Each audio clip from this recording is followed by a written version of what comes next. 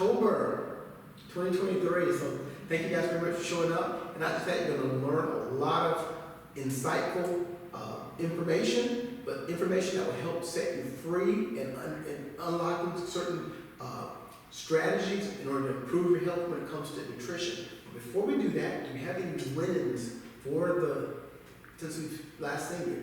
Any wins out there?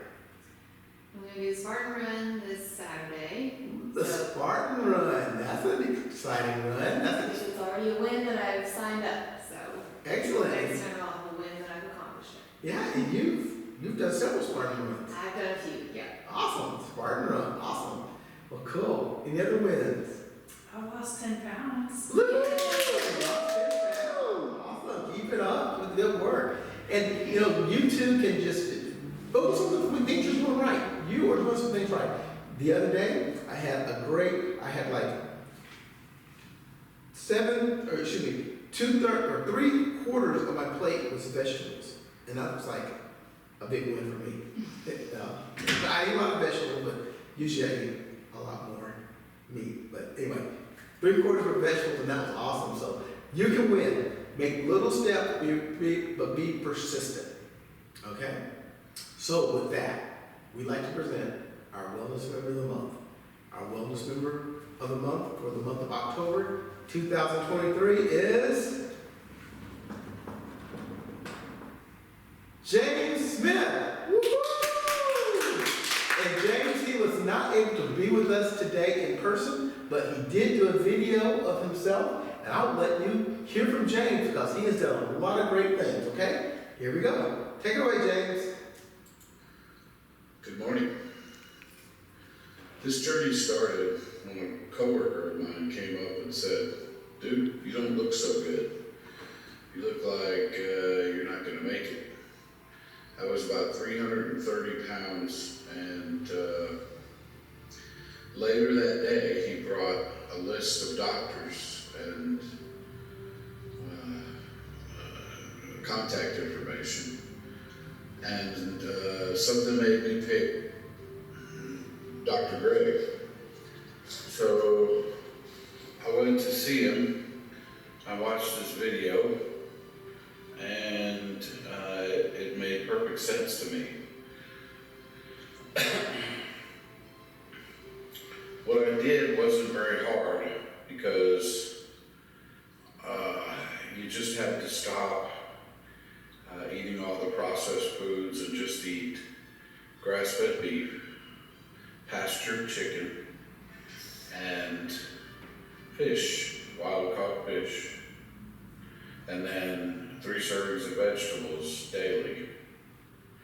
And there was a time period where we eliminated a bunch of foods just to see what we might be allergic to or whatever that might be causing problems with our bodies.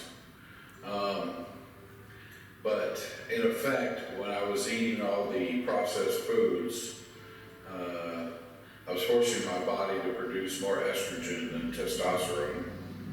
And so that's been corrected. So far I've lost 40 pounds, and it's been about 4.5, 5 months, which is pretty close to where I want to be. I'd like to have lost 100 pounds at the end of a year. One of the big things that I learned was about leptin and how leptin sends signals to your brain to let it know that you're not hungry anymore. And just like any other hormone or drug or anything, the more you do it, the less effective it is. So if you keep your leptin levels too high, then your brain doesn't get the signals that you're full anymore. And so you tend to overeat. So there's a lot of things to be learned in this course, and it's well worth it because without your health, you can't do anything. But I definitely believe that God moved me towards this and to prepare myself for doing mission work for the rest of my life. And that's about it. Thanks. Have a good day.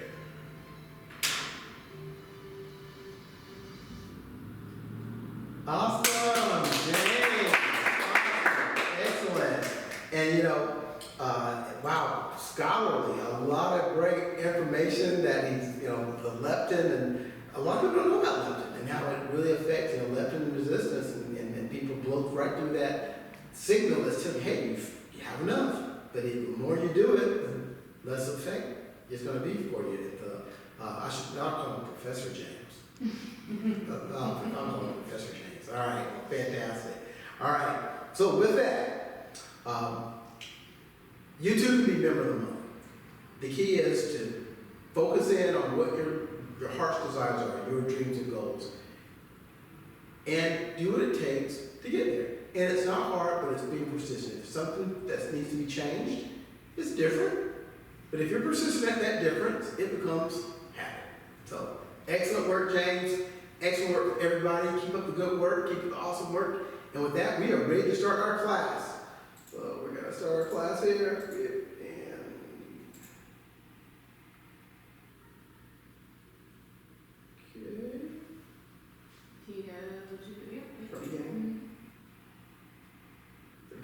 Great. So, our class today is an awesome class.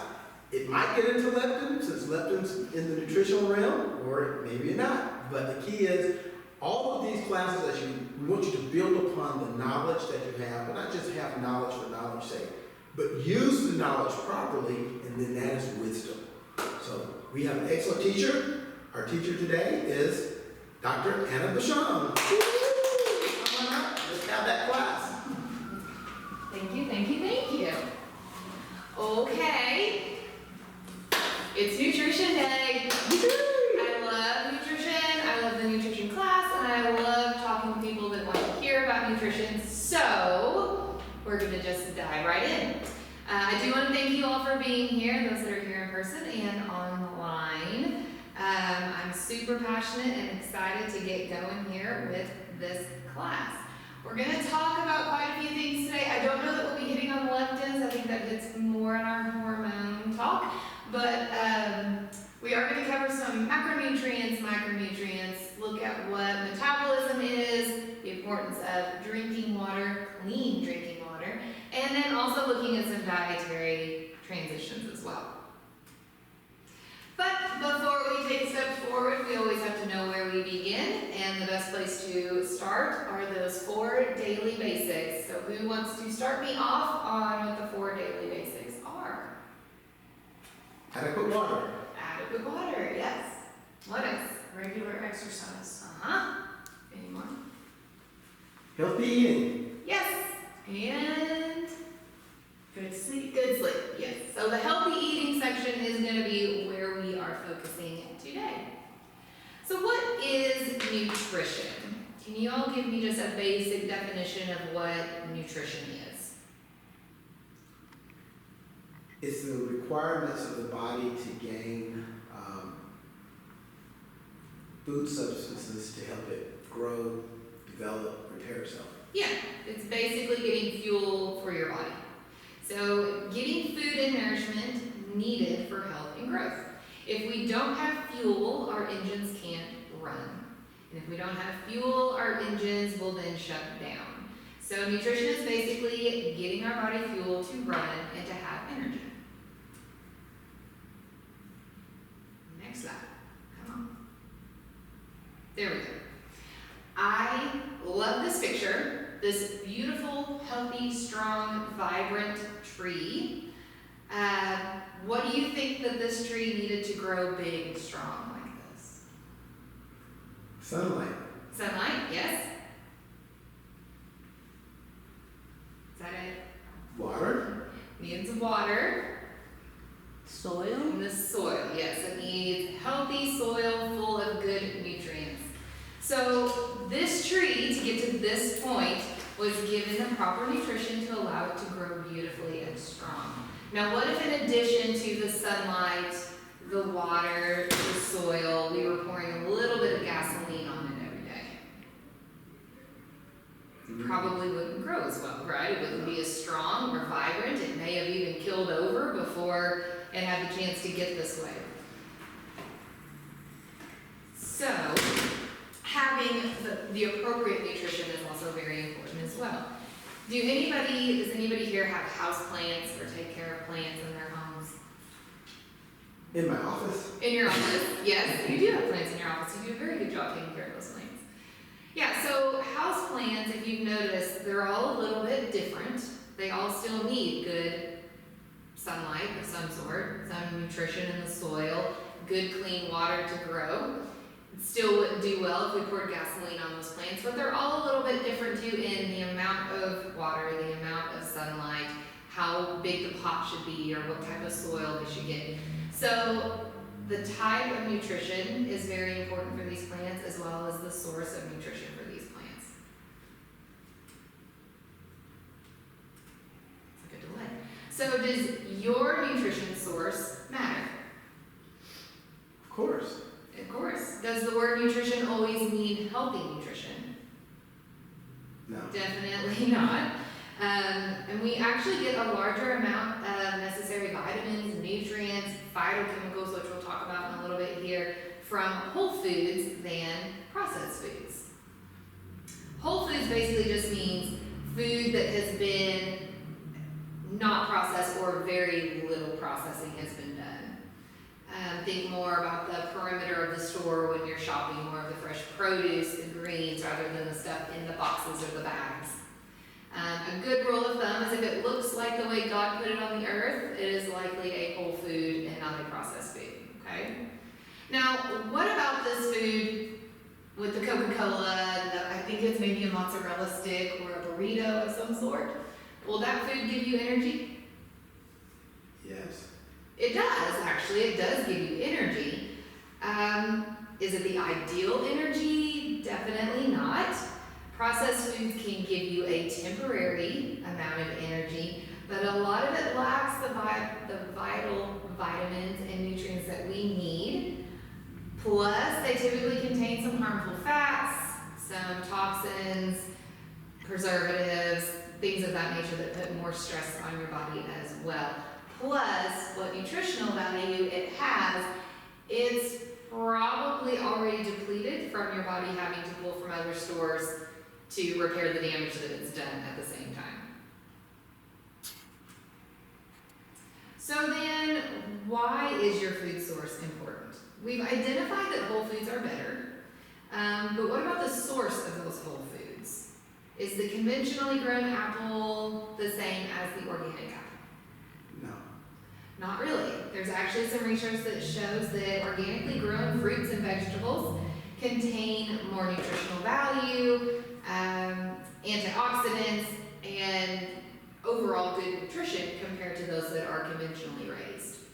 Organic pasture-raised animal products actually contain more omega-3 fats, which we're going to get into a little bit later. Those are more of the non-inflammatory fats, and more heart-healthy than those of conventionally raised animals. Conventionally raised animals has more of an acid or a fatty acid that causes more inflammation in the body. Not to mention, eating organic helps avoid those pesticides, toxic metals, and bacteria that we can get in meats as well. So if you aren't sure where to start in switching things over to organic, look at the Environmental Working Group website or the ewg.org, and you can check out what they have listed as the Dirty Dozen. It'll just give you a good place to start. The Dirty Dozen is going to be a list of the foods that are more highly contaminated with pesticides and herbicides. So you can start just focusing on those foods first. Okay, so we're going to get into the macronutrients. Our bodies need more than just calories. It needs the vital vitamins and nutrients to help us process and produce the energy. And those macronutrients are some of the things that help us do that. Does anybody know what the 3 macronutrients are? You do. You may not have heard them called macronutrients, but Carbohydrates. Carbohydrates, fats, and proteins. All very important with functions in our body and all with different roles. And we're going to start with protein. So protein is naturally occurring and extremely complex. It breaks down in the body into what we call amino acids that are kind of like puzzle pieces that fit together and break apart depending on what the body is needing it for at that time. So what does protein do in the body? What do you think of when you hear protein? What's a big function of protein? Building muscle. Building muscle, yeah. So it's very involved in repairing lean, strong muscles, helping your bones stay strong as well. It also has a role in hormone synthesis and enzyme production, and it can be used as an energy source as well. Where do we get a majority of the protein in our diet? Well, looks like meat and fish. Yeah, so animal protein, animal sources of food are going to give us those good complete proteins. Those amino acids I mentioned before, there are 9 of them that we cannot make ourselves. We have to get them from food. Animal sources of protein give us those complete proteins, which have all 9 of those essential amino acids that we cannot make and have to get from food. Now we can get protein from plant sources as well, but those are going to be harder to find the complete proteins. So a lot of times you're going to have to do some food combining. There are some superfoods like quinoa and hemp seeds that do contain all 9 of those amino acids, but otherwise you would think mixing beans with rice, a peanut butter sandwich, the peanut butter has a certain amount of protein with a whole wheat piece of bread that has other sources of protein. Together they make a complete protein, okay? So you just have to be a little more aware and creative if you're avoiding the animal proteins. Now what about fats? Fat has gotten a bad rap over the years. I remember growing up and hearing the phrase, that food is fattening. And there's been this connection between that is a fat, so that's going to make me fat, right? That's not necessarily the case if we do it the right way, okay? People think of food that contain fat, they immediately think of weight gain, high cholesterol, and needing to just avoid it in general. But in actuality, fats are necessary for our health. They're necessary for a lot of functions in our body. Our brain actually loves fat. The brain is actually 60% fat. So it needs that kind of thing for fuel and to function properly. Now there are different kinds of fats. You may have heard of saturated, unsaturated, polyunsaturated. A quick little reference is the saturated fats are going to be solid at room temperature, like a coconut oil. Unsaturated fats are going to be like an olive oil, avocado oil. They're going to stay liquid at room temperature. There's also different kinds of categories of fats. You may have heard of omega-3 and omega-6 fats. Omega-3s, like I mentioned earlier, are typically non-inflammatory, and the omega-6s have some inflammatory qualities. Now, omega-6 fatty acids are typically found in seed oils, which are commonly used in processed foods, so we get quite a bit of the omega-6 acids. Now, omega-6 isn't something that we need to necessarily avoid. It does have heart-healthy properties to it. The problem is just not getting a good ratio between the omega-3 and the omega-6s. You can see I have listed there a few different sources of those different fats. With omega-3, you want to think more EPA, DHA. We get a lot of that from our fish, algae oils, cod liver oils. And then omega-6, that is linoleic acid, arachidonic acid, and gamma-linoleic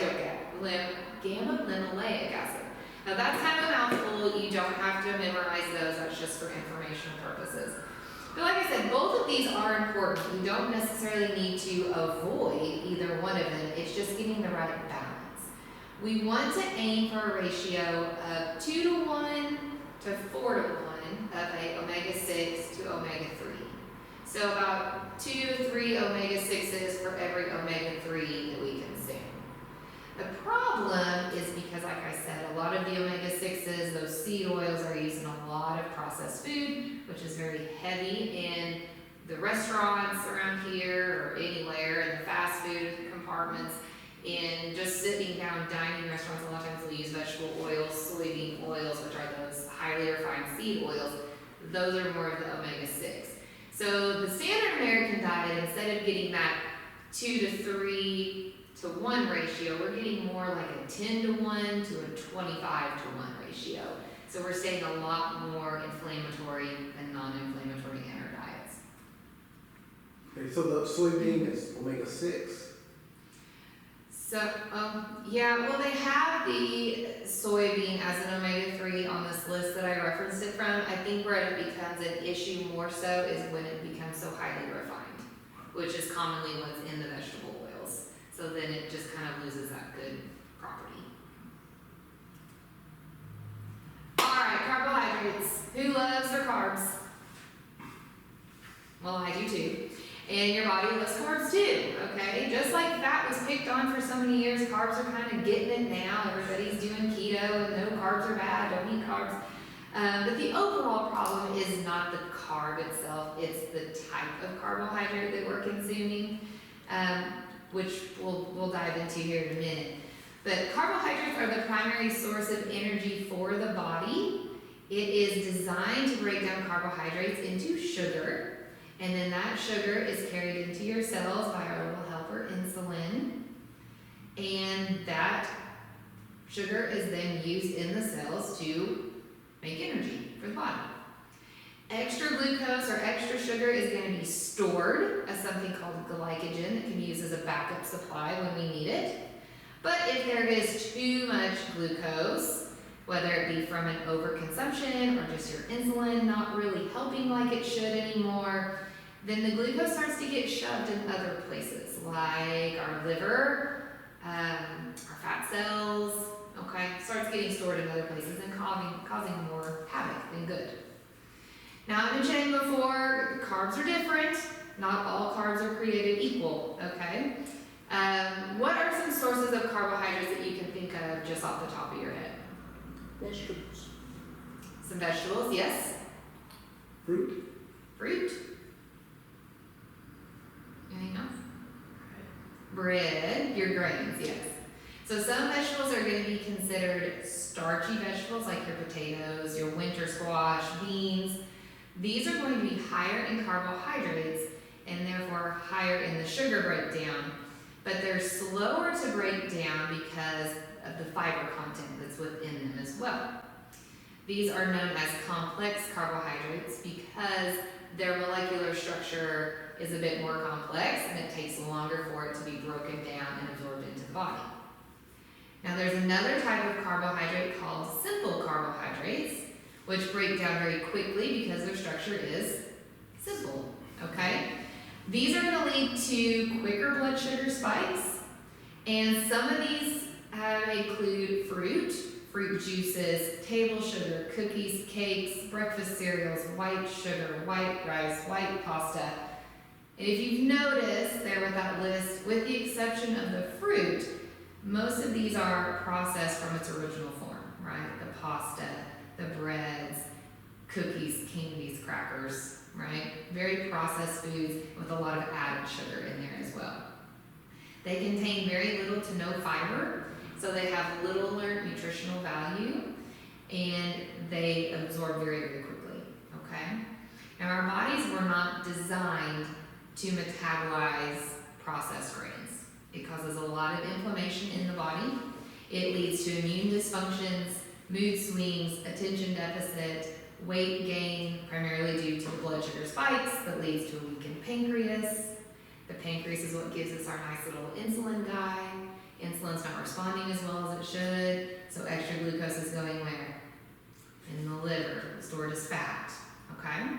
So you're saying that processed grains are not natural? Processed grains are not natural, no. If they are processed, then they do not look the way that God put them on earth, okay? All right. So even if it says whole grain bread, So there is whole grain bread, which means that they did use the whole grain, but it is still processed down from its original form. The best bread that you can get is more of a sprouted wheat. A lot of that time they don't use more of the flours, they kind of just throw everything together, okay? But yes, even a bread that says whole grain, yes, it uses whole grain, but it still is processed down. And if you notice, they've added a lot to that bread as well. If you break down the ingredients, you'll see a lot of canola oils, seed oils, a lot of times sugar is added in there as well. So it's not always like the label wants you to think that it is. Okay. All right, so we've gone through the macronutrients, which were Fats, fats, protein, Carbohydrate. and carbohydrates, yes. So it sounds like we are ready to move on to the micronutrients. Does anybody know what the micronutrients are? There are 3. Small nutrients.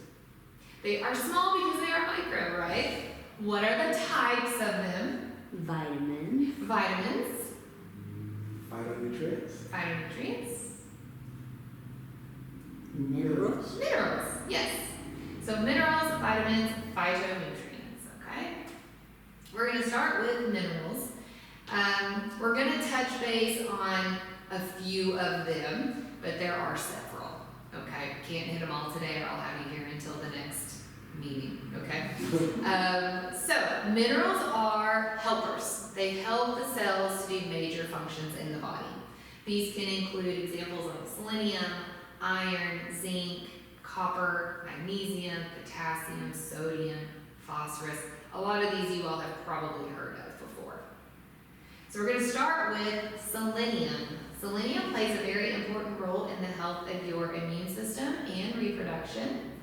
It helps with thyroid gland production, DNA production, and it protects the body from damage caused by those free radicals and from infections. It is an antioxidant that helps lower oxidative stress in your body, which helps reduce inflammation and enhances your immunity.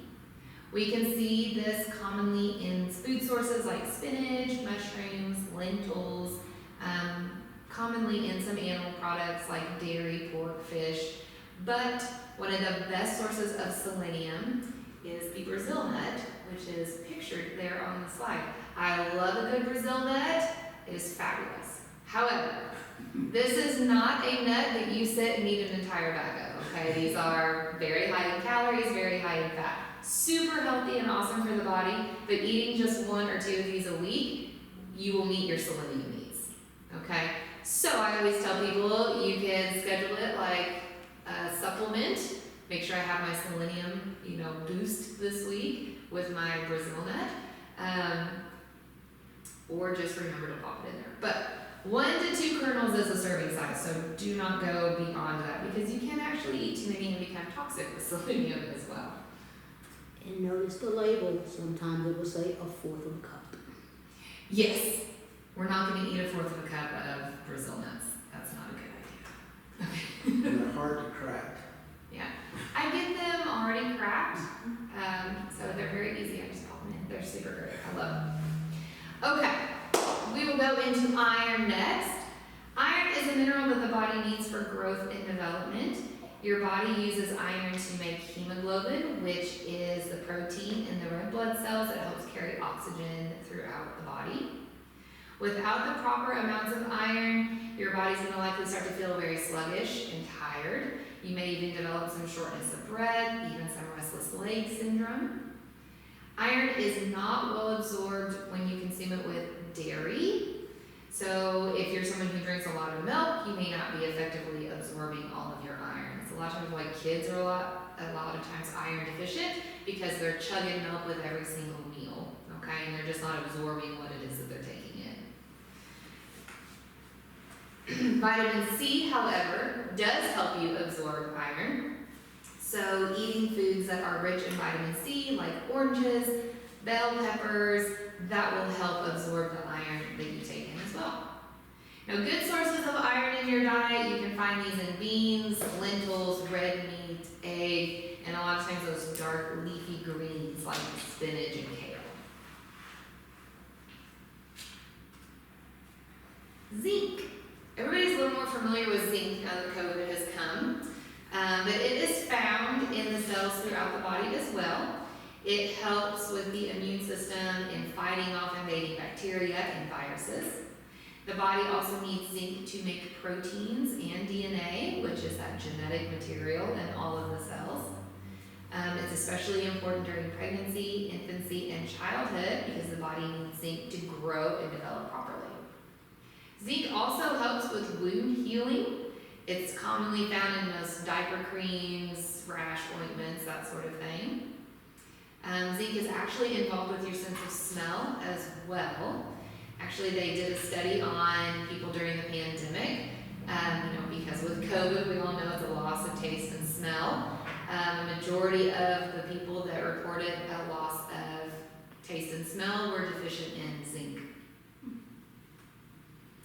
So you can also have too much zinc, so you want to be cautious with that too. You don't want to just be popping 50 milligrams of zinc all the time, but just a daily zinc in a multivitamin is usually sufficient. Now if you do get a little ill and you want to have an increase over a few days, that's perfectly appropriate, just not long-term excessive zinc supplementation. Also want to be cautious with zinc. It has an indirect relationship with copper, which is another mineral in the body. Copper is used to help absorb iron. It helps with nerve health and blood cell development as well. And it helps with your immune system, works as an antioxidant. So if we're taking in too much zinc, thinking like, this is awesome, I'm going to take all this zinc and I'm going to be super healthy and my immune system's going to be awesome, you could be depleting the amount of copper that you have, leading to other issues down the road.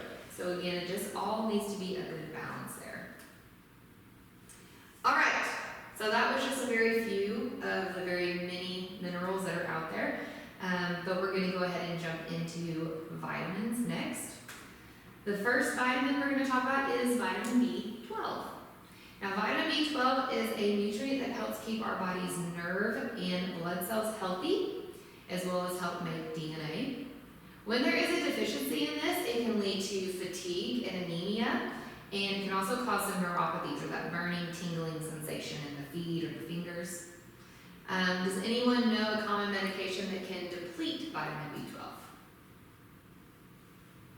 Metformin. Metformin, yes. So if you are on metformin for blood sugar regulation, you may need some additional vitamin B12. It is commonly found in animal-based products, with some being found in more fortified grains, just meaning they've put it in there. So a lot of times breads and grains, they have had vitamin B12 put in them. For plant-based eating, you can find a good source of vitamin B12 in nutritional yeast, which can be used in a lot of dishes, sprinkled over veggies, put in casseroles, or kind of sprinkled on almost like a cheese alternative in a sense. It kind of has a cheesy texture in a sense, like a cheesy, nutty flavor to it. But it's pretty good on a lot of things and can give you an extra source of B12 as well. Now, there are different types of vitamin B12 supplements that I'm going to touch base on here a little bit.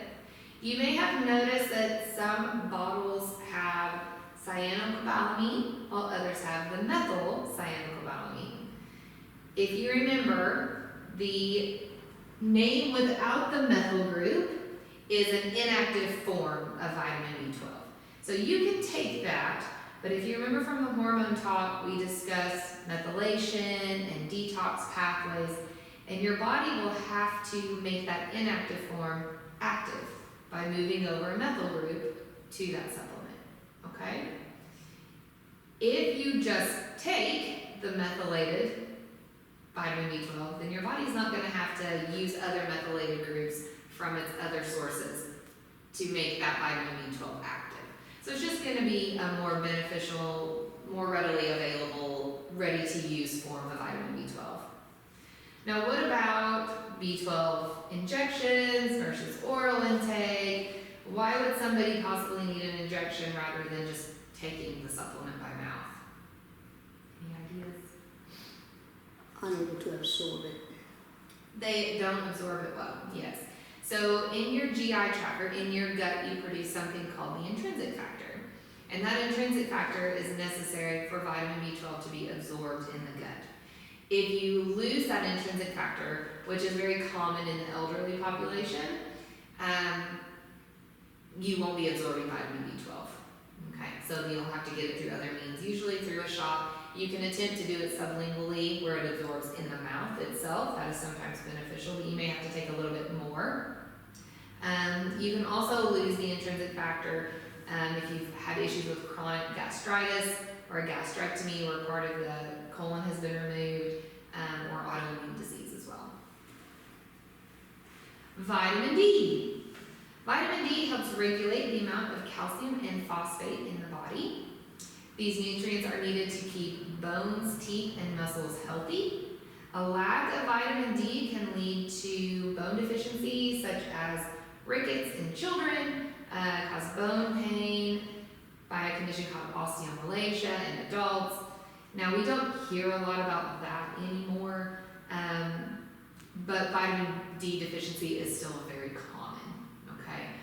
We primarily get vitamin D from the sun, but there are also some foods that give us vitamin D as well, like a cod liver oil, mushrooms, tuna, sardines. Think fish for vitamin D, okay? Now, most milks are going to be fortified with vitamin D as well. It can help with mental clarity and immune function. And if you are going to supplement with vitamin D, it's best to use a vitamin D3 rather than the D2. D3 is just better absorbed. But if you are taking over 3,000 units of vitamin D a day, we recommend you also take that with a vitamin K2. As your vitamin D elevates or increases in the body, your calcium levels are going to go up as well. You're going to start having more calcium in the body. The vitamin K is just going to help that calcium get to where it needs to go so it doesn't start sticking in places that it doesn't need to be and start calcifying in arteries and causing issues like that, okay? So over 3,000 units of vitamin D, make sure you also have a vitamin K2 source as well. What's the deficiency called? Is that rickets? Rickets. Vitamin C. We've touched on vitamin C a little bit. It is needed for growth and repair of tissues in all parts of your body. It is a big immune supporting role. It's a powerful antioxidant. And what did we say we needed vitamin C for good absorption of? Iron. Iron, yes. We find vitamin C a lot in citrus fruits, potatoes, red peppers, tomatoes.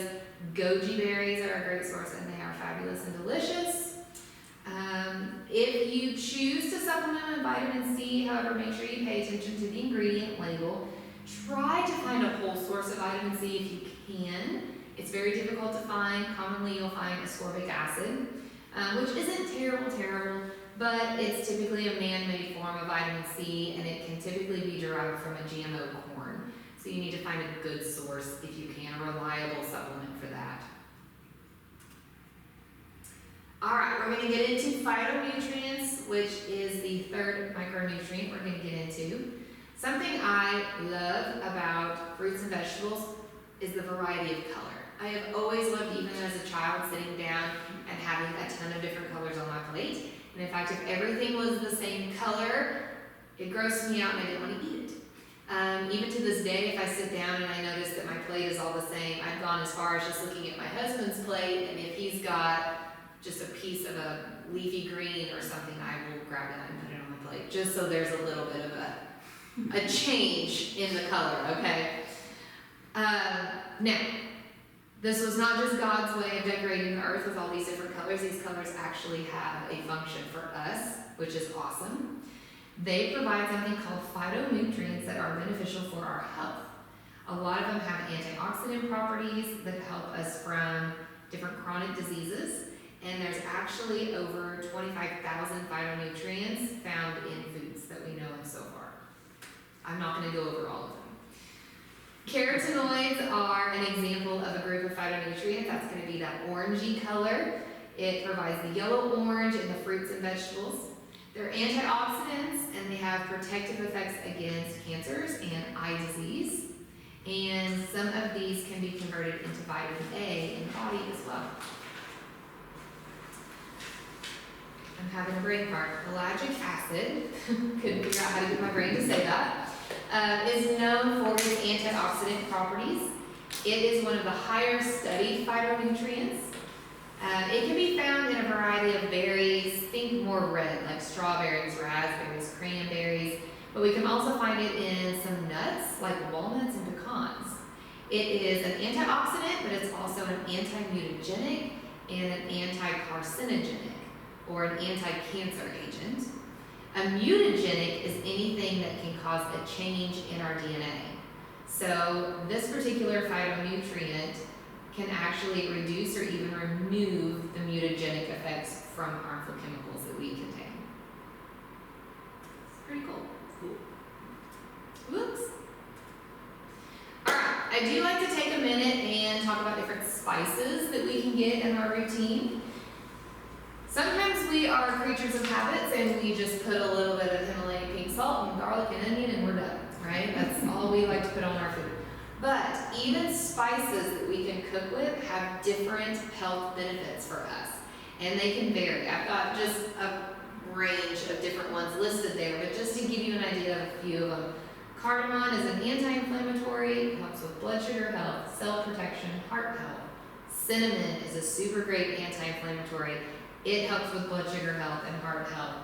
Cumin, blood sugar health, cell protection, heart health. Fennel can work with digestive health and hormonal health.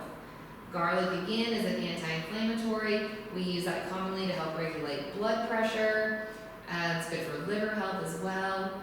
Ginger is awesome for digestive health, any nausea. It can help with detox as well. It has a pain relief component there. Saffron, again, blood sugar health, brain health, protects the cells. And then turmeric is one that people are a little more familiar with as far as an anti-inflammatory, helps with blood sugar health, brain health, digestive health, heart health. So get creative with your spices. Make it fun. Have a themed night. Have an Asian night where you can pull in the ginger.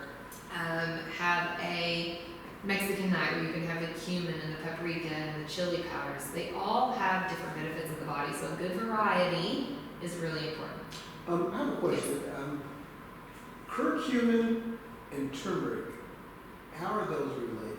So turmeric comes from curcumin. That's what I thought. Okay. Yeah, turmeric is just like a derivative from curcumin. Or it might be the other way around. I'm thinking it. I think it's the other way around.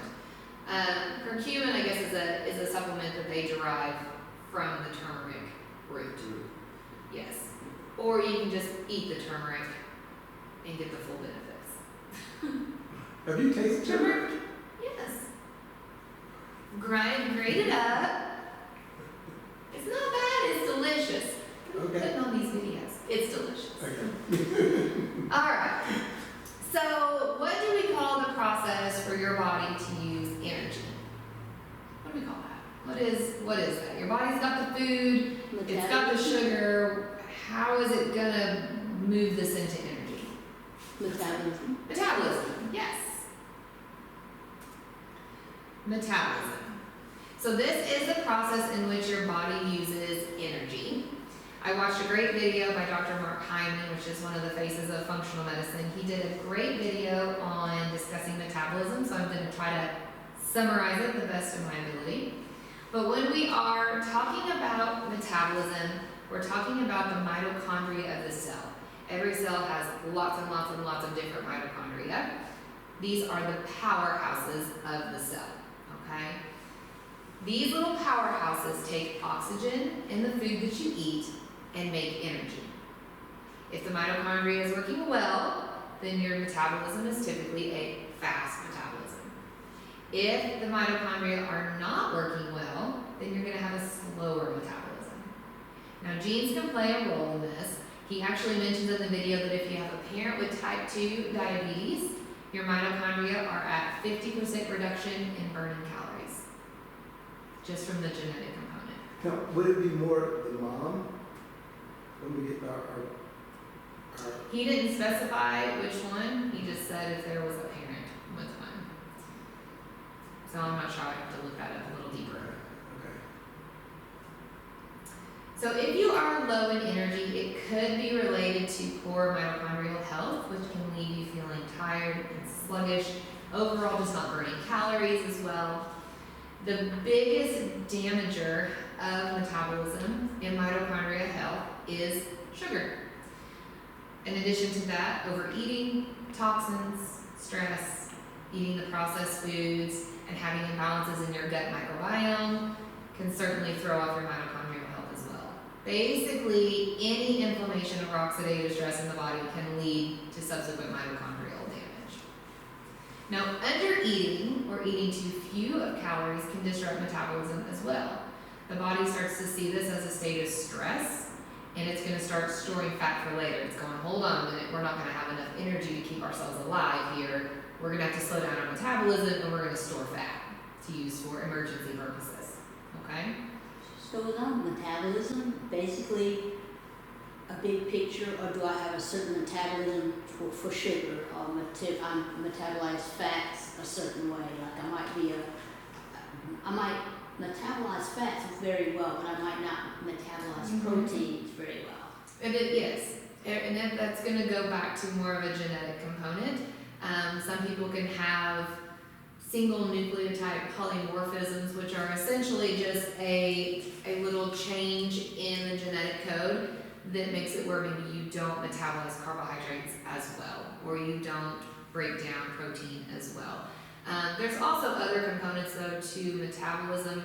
If you're not producing enough protease, which is an enzyme to help break down protein, then your protein's not going to be broken down and metabolized as well as it should. So there's a lot of components that can go into how your body's actually breaking down the food and using it for energy. We got to get it to the cells first, and then the cells have to be able to use it for what they need it for. So could that be why some people can eat carbs and they don't gain weight, and some people eat carbs and they just blow up? It could be. It could also be related to insulin resistance. If they have an insulin resistance, that insulin's not taking the glucose into the cell, or the cells are saying, we're not doing any more glucose in here, then yeah, it could be starting to get stored as fat. And they do better more on a keto type of diet, or a lower carb diet. So how can we increase the number and function of the mitochondria? Well, the number one thing would be avoiding sugar. Don't overeat. Watch out for the highly refined seed oils, the inflammatory oils, and watching out for the environmental stressors and toxins as well. Okay? Could deep breathing help? Absolutely. Managing your stress, doing the deep breathing, keeping those cortisol levels down, which we talk about in the hormone lesson, certainly can help mitochondrial health. Because the chronic stress, the environmental stresses, that will definitely play a role, yes. Increasing healthy fats can also help bump up that mitochondria. MCT oil is actually the preferred fuel for the mitochondria.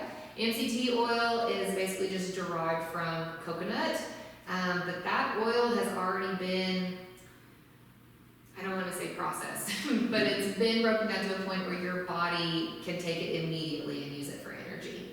It's not something that has to go through a lot of metabolism to get there, if that makes sense. Do people with coconut sensitivity, are they able to tolerate MCT oil, or would that not be recommended? I probably wouldn't recommend it. If so, I would start very slowly and see how they tolerate it. There are different forms of MCT oil. There's one C8, I think it's like an octane 8, that's a lot easier on the belly. So it kind of just depends on what their sensitivity is to coconut. But if you are going to try it, I would just start very slow and with a small amount. Yeah, there's different sources, like you said, of MCT oil. Oh, so everything, all the MCTs are not necessarily from coconut? Right. Awesome. Yeah. Okay. And of course, avoid undereating. And one of the things people come in to me and talk to me a lot is, well, I barely eat anything. I don't know why I'm not losing weight. Or I'm only getting about 500 calories a day. Well, that's putting more stress on the body.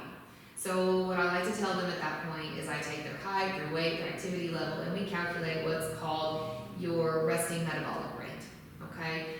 That is essentially going to be, if you laid in bed and didn't move all day, your body's gonna need X amount of calories to keep you warm, to keep your heart beating, to convert oxygen into everything that the body needs, okay?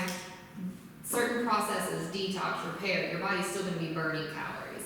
So that X number, you don't wanna go below that calorie intake, okay? Your body will see that as a state of stress, that it's starving, and we know if we have too few of calories and the body is under a state of stress, cortisol levels are gonna go up, you're gonna start storing fat, okay? Alright, let's move on to the importance of clean water. Water intake is very, very important. It is one of our daily basics. Clean water is even more important, okay? The body is about 70% water and is essential for the body to live and function, carrying nutrients and oxygen to your cells. What are some of the things that water can help us do in our bodies? Heal. It does help us heal. Think. Helps us think. Digest our It food. aids in digestion and can help prevent constipation. Absolutely. Joint health. Joint health. It keeps our joints nice and cushioned. What about your bladder? Helps detoxify the body. It helps detox the body. It helps push bacteria out of the bladder. It helps prevent urinary tract infections. It can help stabilize the heartbeat. And it Helps protects. bones, teeth. Sorry. Oh, it helps bones, teeth, Yeah, eyesight. bones, teeth. Pretty much anything Prevents good stones. can help. I'm sorry. Prevent stones, gallstones, Yes. and kidney stones. Absolutely, yes. And keeps everything flushing through very, very And well. our immune system. And the immune system, of course, boosts up our immune system. And our brain is pretty happy when it's hydrated too, okay? Help with lymph fluid. Yeah, there's a lot of things that water do. We can keep this going for a long time. Yes, we can. Alright, so water is going to be distributed in different amounts around the body. And there is a bit of a ranking system in the body. So the body, of course, its role is to keep you alive. So it's going to pull from lesser important areas to keep the more important areas hydrated if we start losing our water intake, okay? Or if we're just chronically dehydrated, which a majority of the population is. We don't consume enough water on a daily basis, and the foods that we eat can actually be dehydrating as well. Processed foods, crackers, cookies, these sorts of things, our body's gonna have to pull from more moisture in order to break those down and metabolize them, okay? Eating foods that are whole foods, fruits, vegetables. If you notice how juicy an apple is, there's a lot of hydration there, okay? And that will naturally keep our body hydrated as well. So how much water should we take in a day? At least half your body weight in ounces. Half your body weight in ounces. Is that just fluid or is that water? Water. Water, yes. More If you're is drinking present. coffee, that does not count for your daily water intake, okay? Because coffee is a natural diuretic. It's going to get rid of more water than leave in your body, okay? Now, if you're curious about the cleanliness of your water, you can check that Environmental Working Group website again. They have a section about the tap water database, and you can see where your particular region falls on that scale. Check Clarksville. I have looked at Clarksville before, and I feel like we were like a 7 or a 9. I don't remember though, it's been a What while. was the scale though? I feel like it was a. I remember thinking, well, it's not terrible, but it's not the best either. So we're kind of in the middle, I think. Maybe we can check that again. At the And end. maybe we can check it if we have time at the end. Yeah. I said I looked at it before, but it's been a few months since I've looked the last time. Okay, so during the wellness program, we may ask you to eliminate some foods. Why do we ask you to do this? We want you to start clearing the muddy waters, okay? We need to reduce the common food triggers that cause inflammation, allergic reactions, food sensitivities, gut disturbances, etc. This allows time for the body to heal, specifically healing the gut, which is so very important. This will also increase nutritional value of your food and help to bring your deficiencies up to sufficiency. And that can be ranging from macronutrients, vitamins, minerals. We basically just need to get rid of the junk and let you get good whole foods in your body so your body can start the process of healing itself. Now, while some foods that you eliminate can be reintroduced in your diet over time, some foods just don't have a place in a healthy lifestyle and really should primarily be avoided. One of those being sugar. This is just a little snippet from the wellness dietary transition. If you notice, it's days 1 through 7. The first thing that we ask you to get rid of is sugar and artificial sweeteners, okay? Artificial sweeteners are chemical stressors to the body. They lead to sugar cravings and have several links to health problems. An example would be aspartame, that's commonly found in sodas, okay? Or it's commonly used in other sugar-free processed foods and diet drinks. This is broken down to methanol in the body, which is further broken down into formaldehyde, which is a carcinogenic and a neurotoxin, okay? So we consume that regularly, we start to see brain fog, worsening multiple sclerosis symptoms, worsening Parkinson's, depression, weight gain from those sugar cravings. You have an increased risk of cancer with these, bloating, GI upset. There's a lot of things that can be related back to these chemical sweeteners. High fructose corn syrup, compared with regular sugar, it is cheaper and it is sweeter, so we can use less amounts for less money, okay? It is very, very quickly absorbed into the body. So with faster absorption, the pancreas that releases our insulin guy, he's gonna have to respond a lot faster to get the blood sugar regulated. He's gonna get tired, he's gonna get sluggish and start to poop out pretty easily, okay? Now, high fructose corn syrup does contain a simple sugar known as fructose, which is the same natural sugar that we find in fruit. The difference, however, is that fruit is also packed with fiber, vitamins, nutrients, hydration, and healing properties, those phytonutrients as well. So when you consume high fructose corn syrup, that's gonna go directly to your liver, okay? Because your liver's gonna have to figure out what to do with all of the sugar as well. That's gonna start your liver to produce triglycerides. Your liver's gonna become a triglyceride factory. Triglycerides start going in with elevated blood sugars, higher cholesterols, inflammation, and you're gonna develop a lot of plaque in your arteries and be at a higher risk of heart disease and strokes. All right. Something I hear a lot. I talk to people about their food consumption and what they eat, and a lot of things I hear is, I don't eat sugar.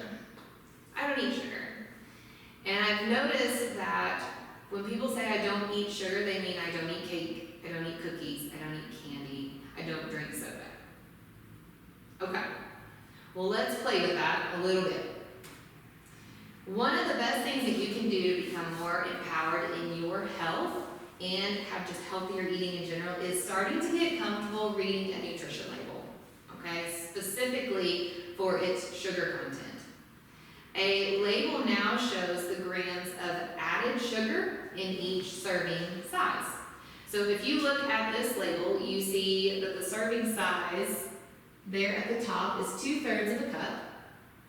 And then if you look more about 3/4 of the way down, you see includes 10 grams of added sugar, which ends up being about 20% of the daily value for a standard 2,000 calorie diet, okay?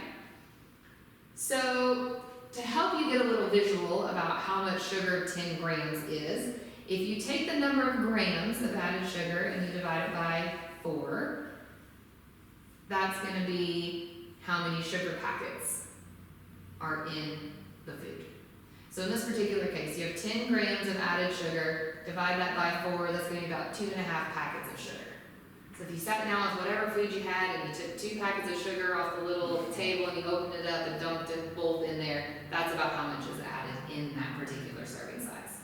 So for 2/3 of a cup, I'm not sure what this food is, that's a pretty significant amount, because 2/3 is a little amount, okay?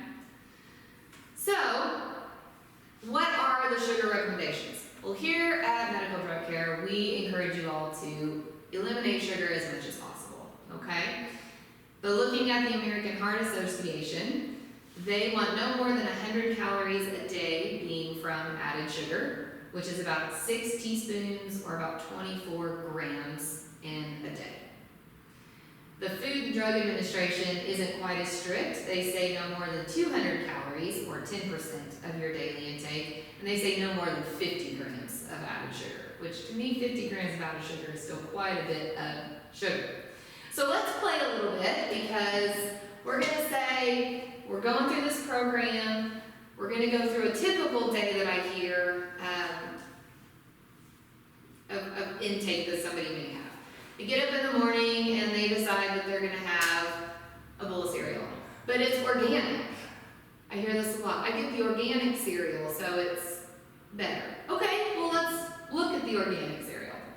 This particular cereal, for 1 cup of cereal, which let's be honest, who eats 1 cup of cereal? Nobody. But we're gonna say we're watching our serving sizes because we're being more mindful of our eating, okay? So we're only doing 1 cup of cereal. That's 11 grams of added sugar to start your day off, okay?